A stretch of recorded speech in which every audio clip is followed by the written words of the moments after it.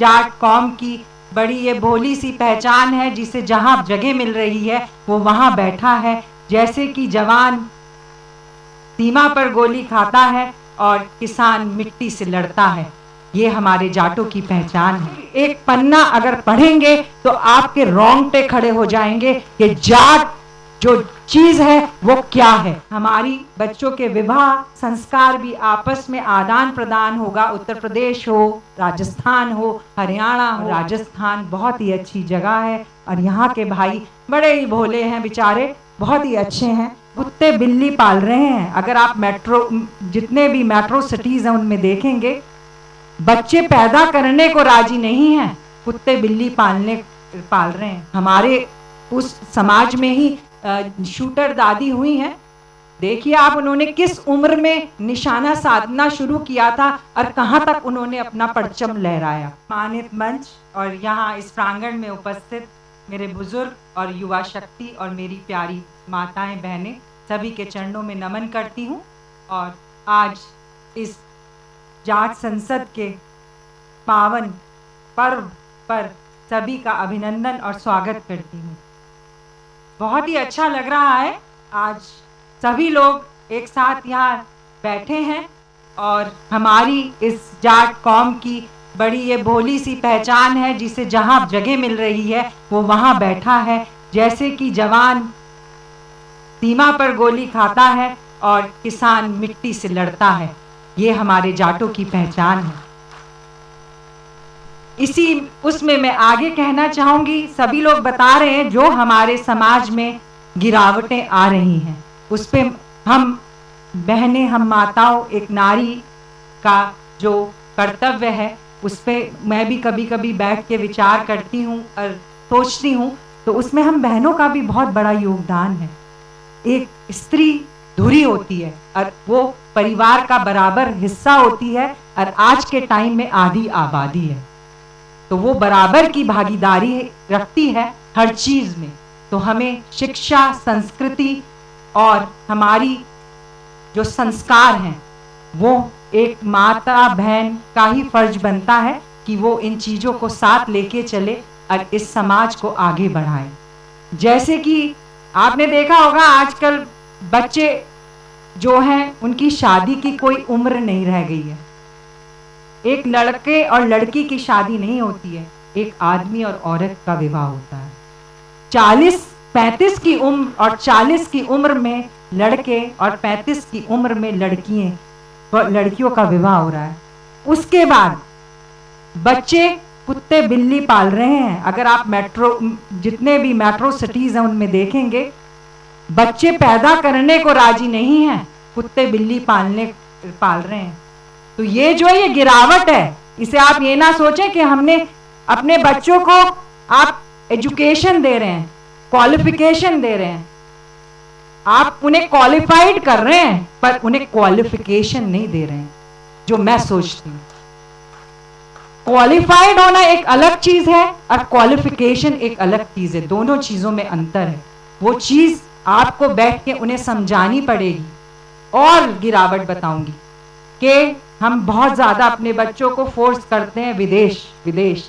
आप विदेश जाएं, हम मना नहीं करते, वहां से अच्छी शिक्षा लाएं, जो उन लोग की अच्छी चीजें वो लेकर आए, पर ये ना करें कि अगर बाप दादा दादी माँ मर रही है तो कह दें कि वीडियो कॉल कर दो, उसी पे हम अंतिम विदाई दे देंगे।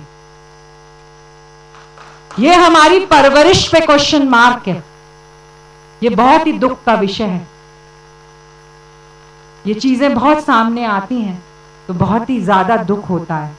माँ बाप एक बार मिलते हैं और उन्होंने ही आपको इस लायक बनाया है कि आप आज विदेश में हैं या देश में हैं या जितनी भी उन्नति कर रहे हैं, तो उनके लिए आपके पास एक अंतिम विदाई देने के लिए भी समय नहीं है। तो देखिए, समय तो ऐसी चीज है, घूम के आता है, हर किसी के साथ आएगा।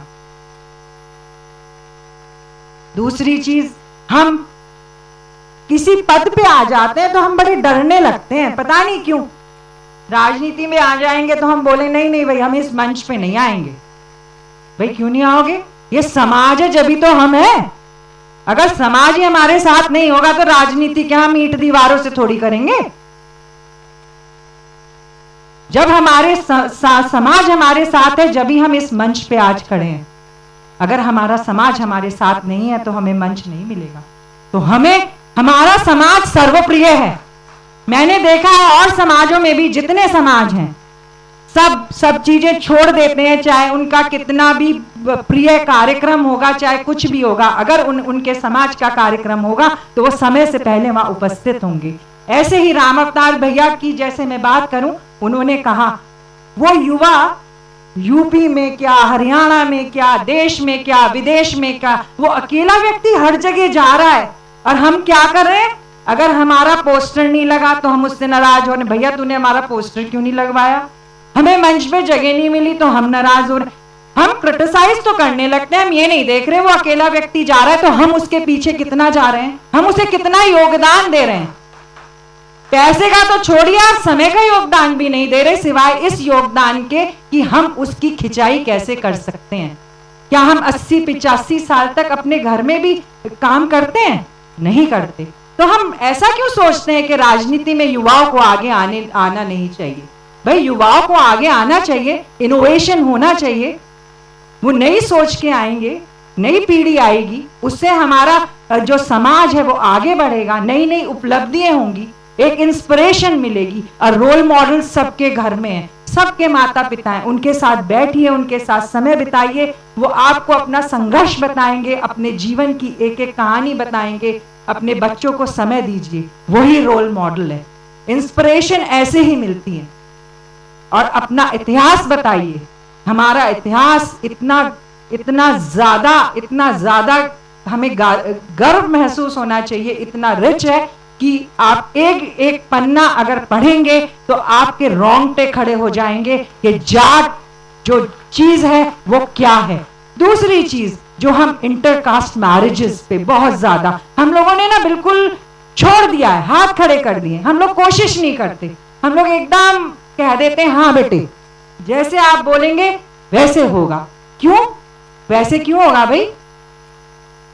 ये तो हमारा अधिकार होना चाहिए थोड़ा बहुत कि क्या चीज आप अपने लिए ले रहे हैं, अपने जीवन भर वो हमारे घर का उत्तरदायित्व होगा, चाहे वो बेटी है, चाहे वो बहू है, चाहे वो बेटा है, चाहे वो दामाद है। इन्हीं चीजों से आगे चलता है परिवार। जो गिरावटें आ रही हैं, अगर आप बैठ के सोचेंगे तो उसमें यही गलतियां हम लोग कर रहे हैं कि हम किसी के पास भी टाइम नहीं है। पैसा ठीक है, पैसा कमाना अच्छी चीज है, पर पैसे में अंधा होना अच्छी चीज नहीं है।